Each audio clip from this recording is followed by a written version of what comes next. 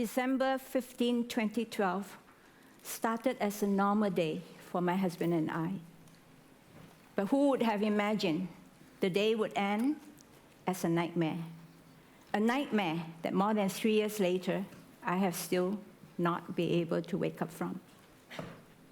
It started as a balmy Saturday evening. My husband and I were going home after his usual evening ping pong game.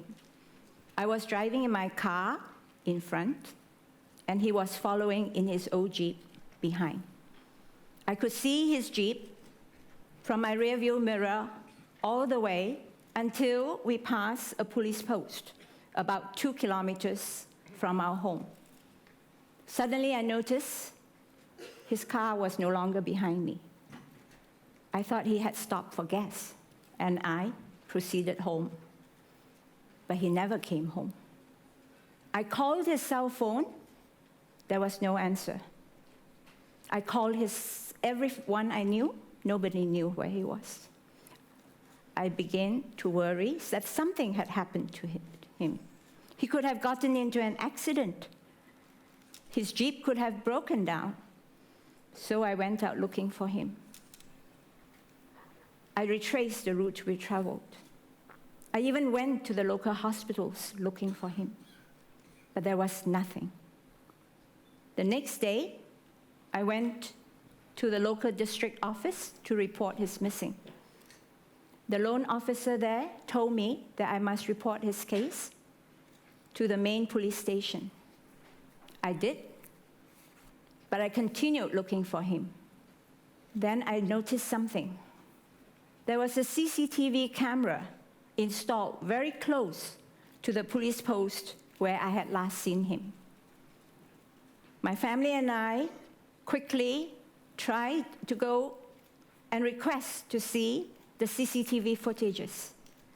The junior police officers allowed us to view the tapes, and what I saw shocked me. And you will see what happened. This is my husband's Jeep. He was stopped by the police. My husband got out of the car and walked to the police post. Somebody came and drove away his Jeep.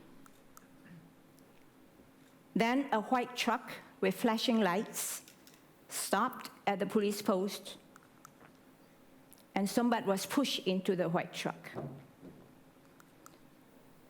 The truck was driven away, and that was the last time I saw my husband. Initially, I was hopeful. With such strong evidence, the police must cooperate. The police must allow me to see my husband and return him safely to me. But my hopes were dashed.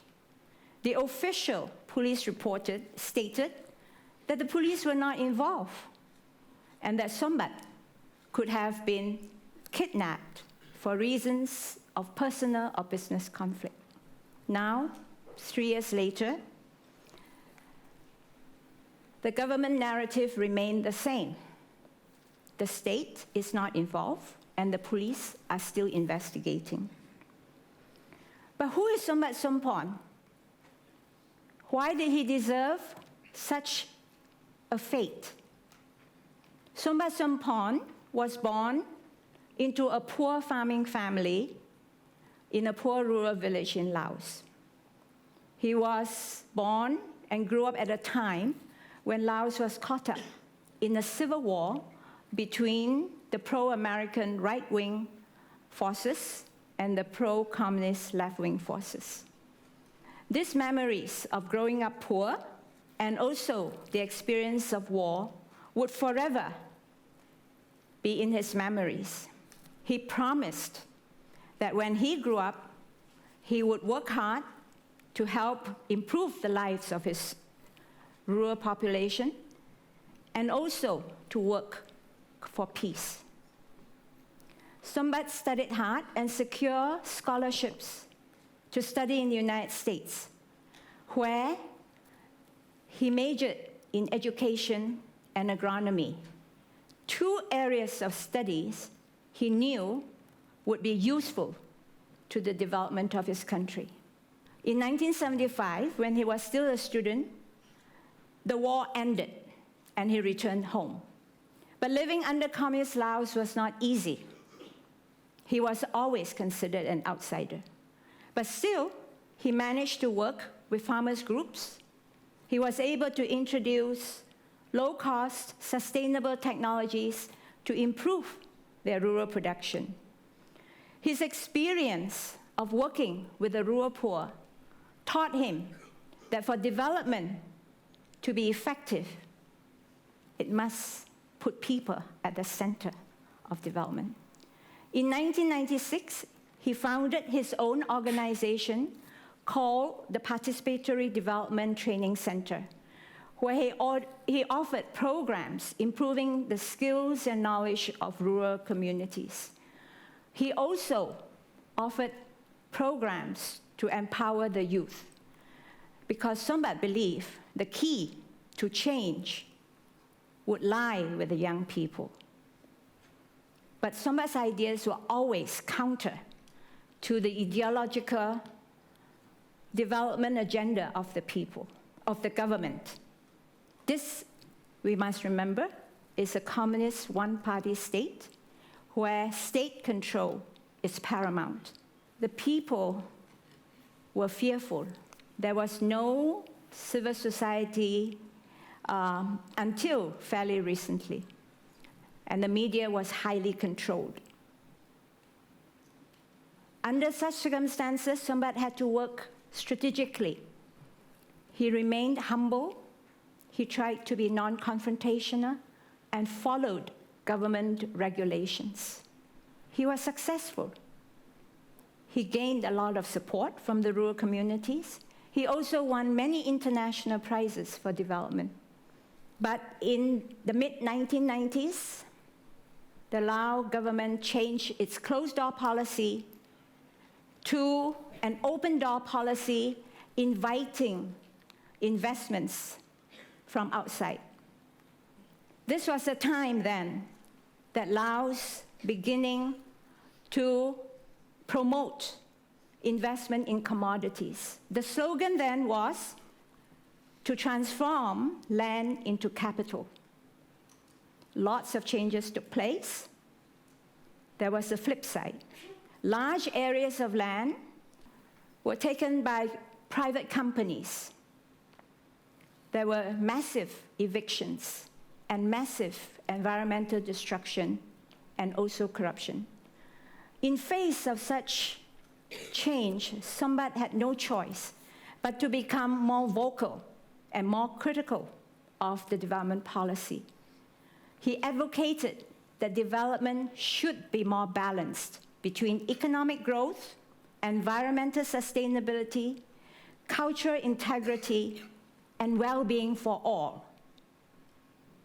His message received a lot of attention from ordinary people. But I think the breaking point came when Laos hosted the 9th Asia-Europe People's Forum. That was the forum that had the participation of civil societies from all over Asia and Europe, where development challenges were openly discussed. And Sombath, being the most senior and experienced development specialist in Laos, was asked to help with the organizing of the forum. He was also asked to give the opening speech. At the forum, there were large numbers of plainclothes security agents. They were all over, taking photographs, taking notes, and intimidating the Lao participants not to say anything critical about the government. 8 weeks later, Sombath was disappeared. Sombath's disappearance caused an outcry and shook the international community. The way he was abducted led to a lot of support from the international community. Leaders World leaders were asking the government, where is Sombath?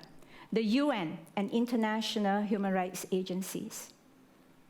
But the government continued to deny that it had anything to do with his abduction. Today, 3 years later, Sombath is still missing. I have no choice. I cannot remain silent. I cannot let the life work of Sombath and his dreams and hopes for building a better society in Laos and for the Lao people disappear like him. That is why I'm here. I'm here to share this story with you in the hope that you too will join in my campaign to find Sombath. Can the world allow Sombath Sompong to disappear? Can we allow this kind of state impunity to continue? Sombath's disappearance is not a single case. It is symptomatic of all that is wrong and all the human rights violations that have been taking place for years inside the country and unknown to the outside world. I hope you will join me in my campaign. I hope we will not forget Sombath. Thank you.